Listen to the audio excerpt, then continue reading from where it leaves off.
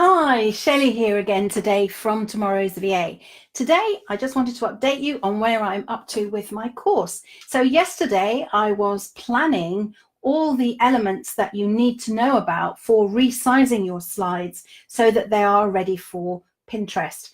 And I spent quite a long time honing that message down and condensing the words so that it's really easy to follow and not too much blurb.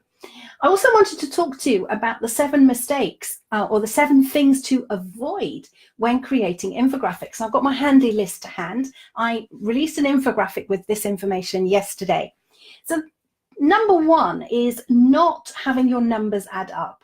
When you add numbers up and you're using them in an infographic, it's important to make sure that they do add up, because if they don't, that will put your reader off. So do think about that one.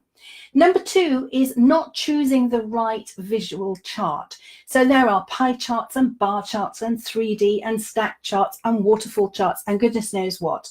Make sure you pick the right one for the message that you are trying to convey, because the wrong chart definitely doesn't work. Number 3 is laser targeting your information. It could be that you've trying to create an infographic from a massive survey that you've done. Break it down into 2 or 3 infographics and make sure that each one is laser targeted into one element. That way everything will make sense. And number 4 is about scaling your images. So if you're using numbers and images together, make sure that they are proportional to each other, that your numbers are not much bigger than your images and that your images are not hugely bigger than your numbers, because that will help. Number 5 is not creating compelling headlines.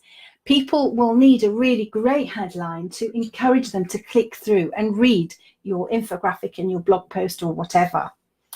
Not using logic is number 6. So making sure that you stack your information logically, present things in a logical order, because otherwise it doesn't resonate with your audience.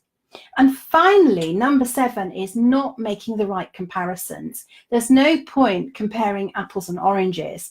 You need to compare perhaps different types of apples to each other or different types of oranges. So those are some top tips. They were on yesterday's blog post with a handy infographic and a checklist. So hop over and get that. Today, I'm going to be recording the video about resizing your slides for Pinterest using PowerPoint. And I'd better get over there and get stuck in with that now. So I'll see you on the next video.